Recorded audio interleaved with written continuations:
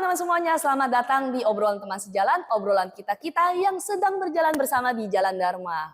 Bersama saya sebagai host Jessica Farolan, dan tentu saja pada pembicaraan kali ini ditemani oleh narasumber kita. Narasumber kita tentu saja seorang penceramah muda di Wihara Cintefoyen. Pembicara kita kali ini adalah Liu Qiangse. Apa kabar Liu Qiangse? Baik, Ni hao, kita mau elevasi internasional. Jadi kita ngomong bahasa Mandarin Liu Qiangse. Mulai Mandarin ya? Ni hao Liu Qiangse. Hao hao. Hao. Emang sebatas itu aja dari podcast yang terakhir juga begitu Liu Qiangse. Satu dua kata aja. Satu dua kata aja, yang penting ngerti gitu ya. Iya. Liu Qiangse, gimana kabarnya? Baik. Lama gak ketemu ya ini? Lama gak ketemu Liu Qiangse. Sibuk iya. ya masing-masing ya? Sibuk. Liu Qiangse udah jadi broker ya? Broker apa nih? Bro yang kerja, broker. Oh, iya. Liu Qiangse, jadi kerjaan lancar semuanya? Ya, Sehat-sehat? so far sih lumayan lah. Tetap Gitu ya. seperti biasa lah, ada aja kerjaan gitu. Luar biasa. Iya. Masih bekerja. Jadi sering berdana, sesuai topik hari ini kita. Oh iya, topik hari ini berdana ya? Iya, berdana kok pamrih gitu. Iya. Tapi itu omongan yang sering muncul sih Liu Qiangse. Iya, setidaknya betul. di teman-teman yang nggak hanya di umat wihara sih, di luar-luar juga sering banget kalau ngomong ih berdana kok pamrih gitu Liu Qiangse. Betul. Tapi kayaknya kita perlu ngomongin tentang berdana itu sendiri sih Liu Qiangse, karena mungkin kebanyakan di luar sana sering kali ya, maksudnya ngelihat sumbangan, mungkin ada jalinan tali kasih untuk menyumbang karena ada mungkin bencana di satu tempat, atau mungkin ada kebutuhan-kebutuhan yang iklannya nongol gitu di Instagram atau di tempat-tempat lain. Tapi kita mau balik ke pengertian awalnya dulu Liu Qiangse, mungkin berdana tuh sebenarnya pentingnya apa sih Liu Qiangse? Karena kita semua mungkin kalau yang awam taunya berdana ya welas asih gitu nuansanya. Tapi kenapa itu menjadi penting? Kadang-kadang kalau ditanya penting gak ya gitu takutnya. Kalau menurut Liu Qiangse gimana Liu Qiangse? Ya, kalau kita lihat berdana ini kan sering dikaitkan sama kegiatan yang sifatnya agama ya. Betul. Terus beberapa juga itu terkait sama kegiatan kemanusiaan ya. Yang tadi Jess bilang yang apa, misalnya ada bencana, semua segala macem gitu loh. Betul. Nah tapi kita kan di kalangan vihara ya, jadi kita bicara segi agama dulu ya. Betul. Memang kalau kita belajar agama ya, itu kan pasti di nomor satu itu kan welas asih ya, cinta kasih. Nah jadi kita berdana ini istilahnya apa ya, kita selalu sampaikan mesti welas asih dan sebagainya. Nah praktek nyatanya itu salah satu itu dengan berdana gitu loh. Jadi dana itu adalah wujud dari apa yang sudah kita pelajari di vihara. Kita terapkan keluar dengan cara apa? Yaitu berdana itu. Berdana itu. Seperti itu. Oke, tapi kalau ditanya sebetulnya kan bentuk welas asih banyak, gak hanya berdana gitu ceritanya. Betul. Nah apa yang membuat berdana itu menjadi salah satu hal yang bisa kita bilang sebenarnya itu salah satu hal penting yang disarankan gitu kalau di wihara kita Liu Qiangse. Kan kalau bentuk wujud welas asih kan ada banyak, misalnya bervegetarian juga membuktikan cinta kasih kita gitu ceritanya. Nah berdana ini melatih welas asihnya seperti apa mungkin ya Liu Qiangse? Nah berdana itu kenapa di poin welas asih itu menjadi menempatkan posisi yang cukup utama ya gitu ya. Karena sebenarnya kalau kita lihat welas asih kan banyak ya turunannya, tadi bisa bervegetarian ya kan, lalu banyak hal-hal lain lah. Nah cuman kalau kita melihat di vihara itu kan apa yang terlihat oleh orang luar itu kan itulah yang bisa diterima oleh masyarakat gitu loh. Salah satu itu berdana gitu kan. Kalau kita bervegetarian kan ya itu istilahnya buat diri kita, buat kesehatan, buat kerohanian dan sebagainya gitu. Betul. Tapi kalau kita berdana itu bisa langsung dirasakan manfaatnya nih, memberikan manfaat buat orang lain nih. Nah itulah kenapa. Jadi sebenarnya berdana itu kayak semacam kita wujud keluarnya. Jadi bisa dilihat orang, bisa memberikan impact langsung ke orang gitu loh. Yang impactnya itu memang langsung terasa gitu langsung ya. berasa, dan orang bisa lihat langsung nih wujud nyatanya gitu loh. Itu yang membuat akhirnya berdana menjadi salah satu bentuk welas asih yang dilatih dan memang akhirnya menjadi penting karena dampaknya langsung terasa gitu Liu Qiangse ya. Nah sebenarnya gini, kalau berdana itu kalau poin satu kan kita melatih mewujudkan ya rasa welas asih. Tapi sebenarnya ada poin lain lagi gitu loh. Kalau kemarin kita lihat podcast yang sebelumnya ya, yang 3 racun itu kan, Iya. kan ada keserakahan ya. Betul. Nah, sebenarnya itu lawannya biar kita nggak serakah ya dengan berdana itu. Oh. Berarti biar kita hati serakahnya itu berkurang. Jadi ini berdana ini punya satu istilahnya apa ya? Punya banyak sekali manfaat gitu loh. Oke. Mewujudkan ulas asih, tapi di satu sisi itu mengurangi rasa keserakahan kita. Juga. Seperti itu gitu loh. Oke. Kebayang sekarang dengan ternyata berdana itu ini menjadi penting menurut aku sih Lu Changse, karena cukup banyak yang aku kenal gitu ketika ditanya mau nyumbang kenapa, ya mau nyumbang aja gitu. Padahal sebenarnya ketika kita memahami makna di balik berdananya itu sendiri, mungkin kita jadi tersadar, oh iya ya ada sesuatu yang perlu saya latih di dalam. Mungkin buat saya mungkin jangan-jangan ulas asinya, tapi belum tentu buat orang lain juga ulas asinya. Buat orang lain mungkin ulas asinya ada tapi keserakahannya gitu. Iya, betul. Ada lagi nggak Lu Changse selain ulas asih dan keserakahan mungkin? Nah, tadi ulas asih terus keserakahan ya. Terus berdana ini juga punya istilahnya apa ya? Punya kenapa tuh sering sekali ya digaungkan gitu loh, diulang-ulang ya, dipelihara seperti itu ya. Karena berdana ini juga salah satu hal yang istilahnya apa ya? Kita berdana itu untuk memupuk ya amal jasa kita. Gitu loh. Kan kalau istilahnya kita sering diibaratkan kalau di dunia ini kan kita kerja-kerja ya, ya kan, agak dapat uang ya kan, agak bisa hidup gitu ya. Betul. Nah tapi suatu saat kalau misalnya kita udah meninggal harus kembali, nah itu istilahnya modalnya itu, uangnya itu ya dalam bentuk amal jasa itu gitu loh. Jadi ibarat seringkali berdana itu ya kita mengumpulkan modal nih, uang untuk kehidupan kelak. Nah itu juga seperti itu gitu loh. Jadi kalau ada istilah uang tuh nggak dibawa mati, betul sih. Tapi jangan difoya-foyakan untuk yang tidak bertujuan juga. Ini tujuannya supaya di akhirat ada bisa menanam modal amal jasa pahala gitu. Makanya ya uangnya kan nggak dibawa mati nih. Betul. Mumpung masih hidup, uangnya dikonversi, diinvestasikan. Betul, kurs akhirat gitu ya. Jadi jangan cuma sekarang aja, jangka pendek, benar-benar long term gitu loh. Nah, Lu Changse ini menjadi menarik Lu Changse. Karena kalau kita berpikir bahwa ketika kita mau mengkonversikan jadi kursnya akhirat supaya maksudnya kan tujuannya supaya nanti ketika di akhirat amal jasa pahala kita cukup gitu, begitu nyampe di sana. Bukannya itu jadi kayak pamrih ya Lu Changse ya? Nah ini pamrih nggak pamrih sebenarnya bisa kita istilahnya gimana ya? Pamrih nggak pamrih itu nggak kelihatan sebenarnya. Iya betul. Itu cuman ada sesuatu yang di niat hati kita. Di dalam hati ya. Gitu loh. Pas kita ngasihnya kan sama. Betul. Tapi kan orang yang nerima terus orang yang melihat kan nggak tahu nih kita pamrih apa nggak pamrih. Jadi sebenarnya pamrih atau enggak cuman kita sama Tuhan. Sama para Buddha yang tahu. Betul. Betul gitu loh. Oke, berarti kan pamrih ini kan sebenarnya tidak terlihat karena wujudnya seperti yang Lu Changse tadi bilang, wujudnya ya tetap nyumbang gitu ceritanya. Nah sekarang tinggal masalah apa yang dalam hati saya yang bisa terlihat oleh Tuhan dan para Buddha gitu ceritanya. Nah sekarang batasan pamrih nggak pamrih itu sebenarnya gimana ya Lu Changse? Maksudnya kadang-kadang ada mungkin sesekali kita berharap bahwa ketika kita menyumbang ada harapan bahwa semoga bla bla bla yang kesannya baik, misalnya semoga ketika saya nyumbang uang ini nih gitu ke panti asuhan, semoga anak pantinya ini bisa merasakan dampak yang saya berikan. Betul. Tapi sekali lagi kadang-kadang ada buntut-buntutnya, kadang-kadang Lu Changse ada plus-plusnya ya. Plus-plusnya bisa jadi bukan masalah supaya abis itu saya dapat kerjaan lebih banyak, belum tentu, tapi ya supaya saya diingat misalnya sesimpel itu. Nah sebenarnya jadi batasan pamrih itu gimana sih Lu Changse? Mungkin yang paling simpel tuh pamrih boleh apa enggak? Iya, boleh nggak sih Lu Changse? Pamrih sebenarnya gini, ketika kita berdana itu kita akan mendapatkan istilahnya apa ya, balasannya ya, mendapatkan amalnya gitu loh. Nah tapi amalnya ini ternyata ada kadarnya nih, sama kayak kita investasi.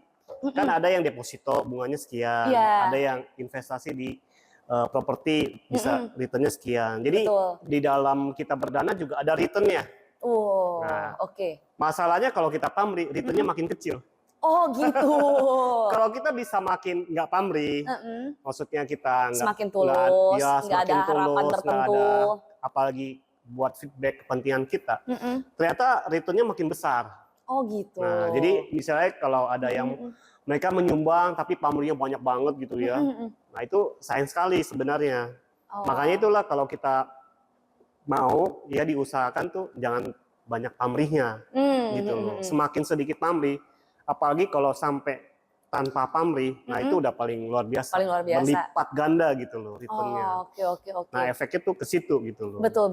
Jadi ibaratnya kalau tanya boleh atau nggak boleh, sebenarnya ya terserah sih. Cuman sayang aja kan. Betul, konsekuensinya tanggung sendiri gitu ceritanya. Betul. Oke. Berarti kan kalau itu masalah boleh nggak boleh, ya tergantung nih kamu. Ya kadang suka kelepasan gak sadar misalnya, betul. Konsekuensinya ada gitu maksudnya. Betul. Nah, Lee Chang-se, kalau itu masalah boleh nggak boleh. Nah sekarang sebenarnya kalau kita balik ke definisi pamrih itu sendiri, sebenarnya batasannya tuh gimana sih Lee Chang-se? Maksudnya kadang-kadang tuh kita nggak, ini masuk pamrih nggak ya gitu maksudnya? Atau jangan-jangan sebenarnya ini tuh nggak termasuk pamrih, tapi saking takutnya ya udah deh gitu, nggak usah mikir gitu. Sebenarnya masalah pamrih ini juga ada istilahnya waktunya. Ada orang yang sebelum dia melakukan, dia udah punya keinginan. Oh itu dia bener Lee Chang-se. Atau ada orang ketika dia melakukan berdana, baru dia berharap ada balasannya. Tapi ada orang yang awalnya dia cuma ngasih aja. Dia nggak berharap. Betul. Tapi ternyata setelah seminggu, sebulan, setahun, dia inget lagi gitu loh. Sayang jadinya. Waktu itu kayak saya pernah nyumbang ya ke situ berapa. Coba lah minta sama para Buddha gitu aduh, ya. kenapa nggak? Kayaknya nggak ada hasilnya gitu loh. Itu jadi, nah kalau awalnya kita sebelum melakukan kita udah pamrih, nah itu lebih kecil lagi returnnya. Oh gitu ya, karena belum apa-apa aja. Belum apa-apa aja udah berharap. Udah berharap. Betul. Dan ketika melakukan, nah itu udah medium. Iya. Tapi ketika awalnya dia memang istilahnya tulus, tanpa pamrih ya, dia memberikan. Nah ini kan tulus nih, returnnya gede nih. Betul. Tapi di belakang-belakangnya ada maunya. Ada maunya ternyata dia. Terdiskon jadinya. Oh terdiskon, oh gitu. Iya. Oke. Jadi memang tetap harus ketika berdana itu ya jaga hati kita sih. Jaga hati ya tetap sebetulnya. Tuluskan aja, ikhlaskan ya kan. Toh ini juga istilahnya demi kepentingan kita gitu loh. Jangan punya hati yang istilahnya ada maunya, ya kan, bersyarat. Nah betul. Itu hati yang saya menyempit itu. Nah itu yang harus kita buka lebar gitu. Nah, tapi berdana juga kalau di vihara kita kan selalu bicara uang ya. Betul. Sebenarnya berdana nggak harus uang. Bisa dalam bentuk yang berbeda nih. Nah ini mungkin menjadi salah satu hal yang teman-teman juga butuh untuk pahami juga lebih jauh ya tentang berdana ini. Selain berdana uang, memangnya ada berdana apa lagi Lee Chang-se? Kayak yang pertama itu kan kita berdana harta ya, jadi uang ataupun barang-barang gitu ya. Itu yang pertama, itu yang paling umum orang ketahui itu. Dan orang ketika interpretasikan berdana selalu dengan uang. Sebenarnya enggak juga. Asosiasinya paling dekat dengan itu. Jadi saya buat orang kaya aja nih, baru boleh berdana. Padahal saya baru bisa menyumbang kalau saya kaya, jadi kayakan dulu saya Tuhan gitu kan. Bersyarat juga. Bersyarat ujung-ujungnya ya. Iya, nggak pamrih jadinya. Ada pamrihnya. Ada pamrihnya ujung-ujungnya. Terus apalagi? Jadi kalau yang kedua kita juga bisa berdana semangat. Semangat. Iya. Maksudnya gimana Lee Chang-se? Yang kedua itu beramal kata-kata atau dharma. Oh, dharma. Jadi kalau di vihara ya mungkin identik dengan pekerjaan seorang penceramah ya, sering berceramah gitu loh. Tapi sebenarnya berdana, dharma atau kata-kata ini nggak selalu penceramah sih. Semua orang bisa gitu loh. Selama apa yang kita keluarkan itu adalah kata-kata yang membangun, positif, memberikan motivasi, itu juga termasuk dharma, itu amal dharma atau amal kata-kata gitu. Iya. Jadi itu kan nggak pakai uang kan? Nggak pakai uang. Cuman modalnya apa? Mulut aja kan? Modalnya mulut sama sering datang ke wihara ya Lee Chang-se ya? Sama ada isinya dulu apa nih? Iya, kalau enggak kata-kata apa yang bagus nih? Ntar kata-katanya cuma ngutip dari Google Lee Chang-se takutnya. Oke, berarti. Jadi ada ininya juga. Pokoknya sesuatu yang istilah ketika kita berikan kata-kata yang positif itu membuat orang lain itu bisa termotivasi, bisa tercerahkan, bisa sadar. Nah itu luar biasa tuh impactnya. Iya. Apalagi bisa mengajak ke wihara juga. Betul. Orang juga jadi punya pancaran sinar Buddha juga. Betul. Nah itu itunya lah tambahan-tambahannya gitu. Nah yang ketiga itu adalah berdana itu semangat. Iya, semangat itu ya tenaga ya. Tenaga. Misalnya ya kita nggak punya, istilah uang terbatas, ya nggak pinter ngomong, Iya. tapi badan sehat, masih muda kan, Betul. ya bisa lah bantu-bantu ya kan. Betul. Misalnya kalau di vihara bantu bersih-bersih, ya kan, bantu Oh, sembahyang dan iya. bantu masak, Betul, atau betul.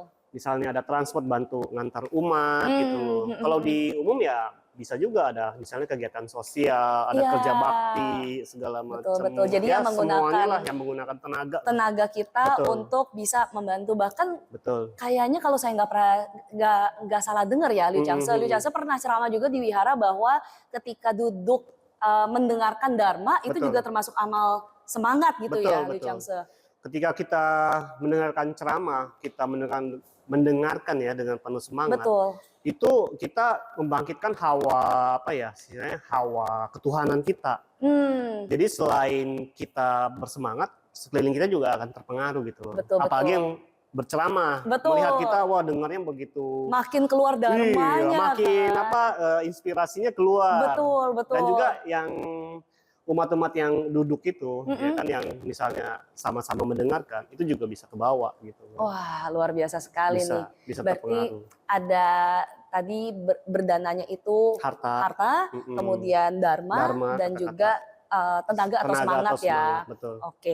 Nah, Liu Changse, berarti sebetulnya kalau kita balik ke topik lagi terkait dengan berdana, nggak boleh pamrih gitu ya. Sebenarnya kadang-kadang ada pertanyaan nih Liu Changse. Kayak misalnya kan itu tadi yang Liu Changse bilang antara hati dengan Tuhan dan para Buddha gitu ceritanya. Yang tahu ya. Yang orang lain mah nggak tahu gitu Iya, ceritanya. iya, nah tapi suka ada pertanyaan gini Liu Changse. Saya pernah dengar dari salah satu umat yang masih remaja waktu lagi kegiatan camp, ada pertanyaan kayak gini Liu Changse, menarik. Jadi misalnya nih dia berdana gitu ceritanya, beramal ya gak nyebut sih besar atau enggaknya, pokoknya dia nyumbang dan tulus sekali, nggak minta apapun, bahkan nggak kepikiran apapun, pokoknya ya udah taruh aja udah selesai gitu ceritanya. Nah sekitar sebulan kemudian, ya mirip skenario tadi gitu ya, sebulan kemudian dia meminta sesuatu gitu ke para Buddha.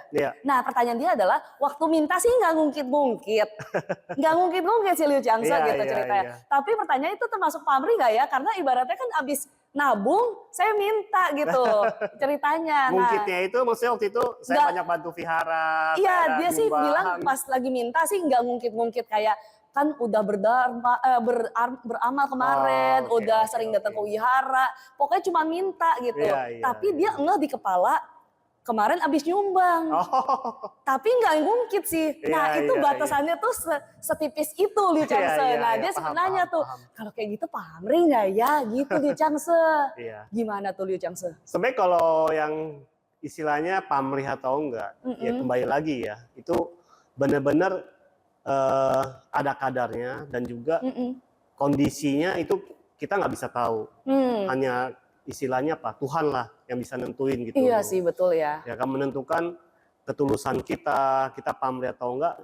Dan itu kan sebenarnya tergantung yang tadi itu, waktu, situasi, kondisi. Betul. Tapi ceritanya berbeda kalau misalnya remaja ini, ketika dia istilahnya memohon, itu dia benar istilahnya memohon kepada yang Sang Pencipta gitu loh. Karena dia merasa bahwa dia ada sesuatu yang perlu dibantu. Butuh pertolongan. Iya, tapi dia nggak mengkaitkan, harusnya dia nggak mengkaitkan dengan ada tambahan-tambahannya. Jadi itu murni bahwa dia berdoa kepada yang kuasa gitu.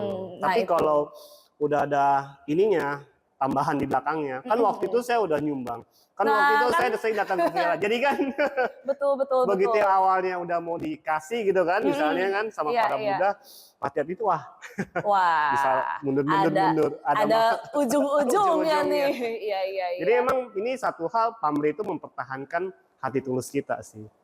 Itu tuh kata kuncinya. Mungkin, setulus mungkin. Tapi pikiran kan kita susah ya. Susah, itu karena yang muncul kan. Nah itu yang perlu dilatih gitu. Iya benar. Itulah kenapa di vihara tuluskanlah hati, belajar mengendalikan pikiran kita. Mengendalikan pikiran sama hati kita juga ya Liu Changse ya. Jadi jangan istilahnya ya kalau kamu bersembayang ya kan ke Tuhan ya murni aja. Betul.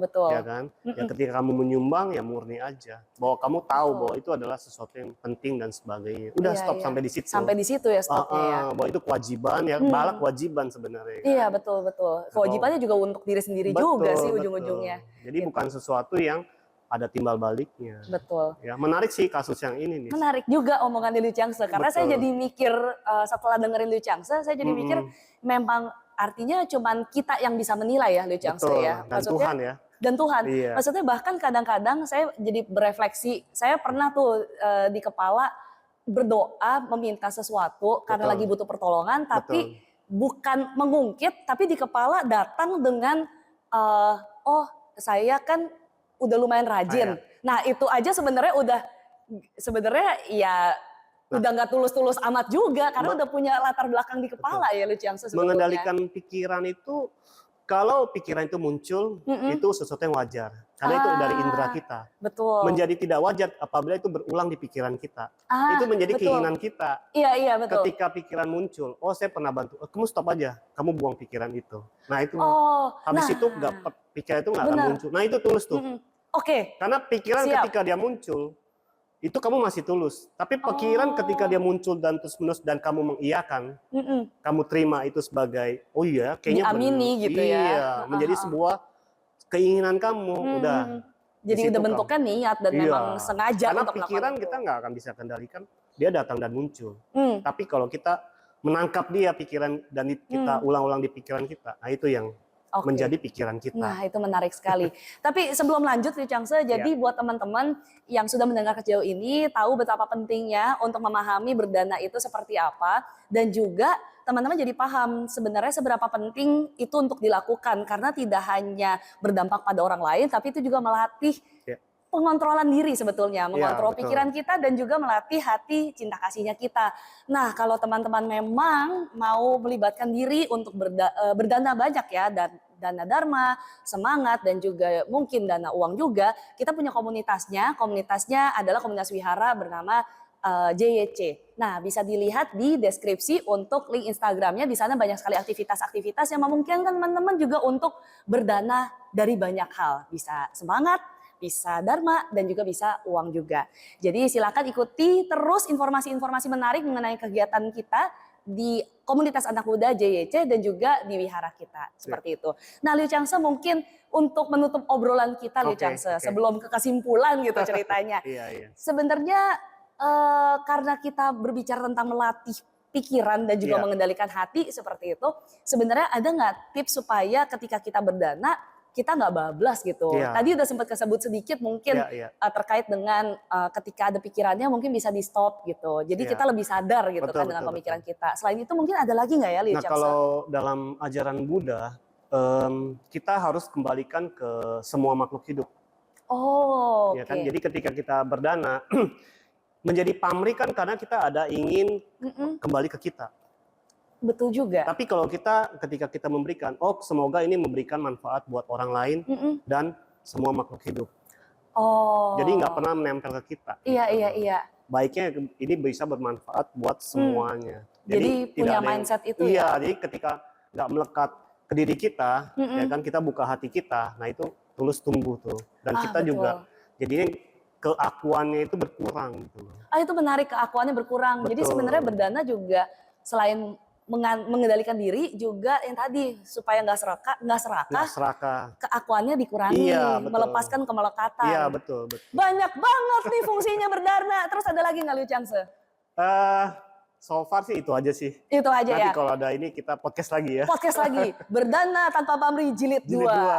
Mantap banget. Tapi sejauh ini artinya teman-teman semuanya sudah mendapatkan pemahaman lebih jauh bahwa berdana itu tidak hanya tentang uang satu.